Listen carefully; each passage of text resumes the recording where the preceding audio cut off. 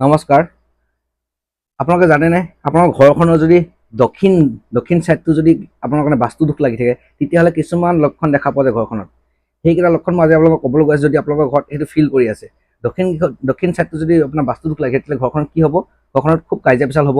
মহিলাৰ মাজত ইজনী সিজনীৰ মাজত, ঘৰখনত যদি আছে আপোনাৰ বাই ভনীৰ মাজত, মানে বোৱাৰীক ভনীয়েকৰ দেউৰেকৰ মাজত, বা এনেকৈ লেডিজ যিবিলাক সদস্য থাকে ঘৰখনৰ মাজত, তেওঁলোকৰ কেতিয়াও মিল নাথাকিব আৰু ঘৰখনৰ মেইন সদস্যবোৰ সদায় অশান্তিতে থাকিব। দক্ষিণ ছাইডটো যদি বেয়া হয় তেতিয়াহ'লে ৰিলেশ্যনশ্বিপতো ইছ্যু আহিব পাৰে। গিৰিয়েক ঘৈণীয়েকৰ মাজত, ককায়েক ভায়েকৰ মাজত, মাক দেউতাকৰ মাজত, বহুতখিনি ক্ষেত্ৰত ৰিলেশ্যনশ্বিপত আপোনালোকে যদি দক্ষিণ ছাইডটো যদি দুখ লাগি থাকে তেতিয়াহ'লে প্ৰব্লেম হ'ব পাৰে। গতিকে আপোনালোকক আজি মই উপায় কেইটামান কৰি আছোঁ। বাস্তুশাস্ত্ৰৰ মতে সেইকেইটা উপায় কৰিলে আপোনালোকে একো পৰিচেঞ্জ নকৰাকৈ আপোনাৰ ঘৰখনৰ পৰা পৰিত্ৰাণ পাব পাৰে। নমস্কাৰ, মই জ্যোতিষী গৌৰৱ বৰা।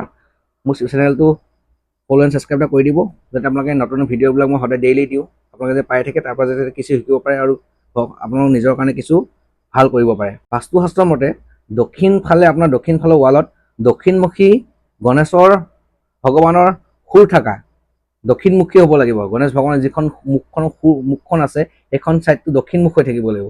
সেই ফটোখন আপোনালোকৰ কি কৈছে দক্ষিণ ফালৰ ৱালত লগাব কৈছে। সেই লগালে সেই দক্ষিণ ছাইডটোৰ যিটো বাস্তু দোষ আছে পৰিত্ৰাণ পোৱা যায়। লগতে কি কৰিব লাগে, ঘৰখনৰ মেইন যিটো এণ্ট্ৰেঞ্চ বা এখন মেইন দুৱাৰ, তাত সদায় স্বস্তিক বা ভাল চিন কিছুমান, ওম হওক, স্বস্তিক হওক, এইবোৰ চিন সদায় ঘৰখনত দুৱাৰত মেইন থাকিব লাগে।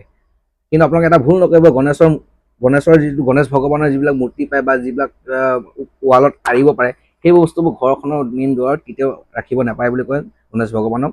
আৰু গণেশ ভগৱানক মেইন দুৱাৰত ৰাখিলে ঘৰখনৰ অপকাৰ হয়। আৰু লগতে এটা আছে, আপোনালোকে মঙলবাৰে সেইদিনাখন ঘৰৰ গৃহস্থৰে, মানে যিজন মেইন সদস্য হওক বা মাক হওক, দেউতাক হওক, তেওঁলোকে সেইদিনাখন পালন কৰিব লাগে। মঙলবাৰ দিনটোত উপবাসে ৰাখিব লাগে বা ফাষ্টিং কৰিব লাগে। আৰু লগতে ৰাতি হনুমান চালিচা বা হনুমান পাঠ কৰিব লাগে।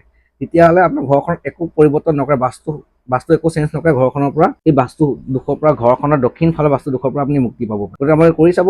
সৰু উপায়, ইমান ডাঙৰ উপায় নহয়, নিশ্চয় উপকৃত হ'ব। ধন্যবাদ।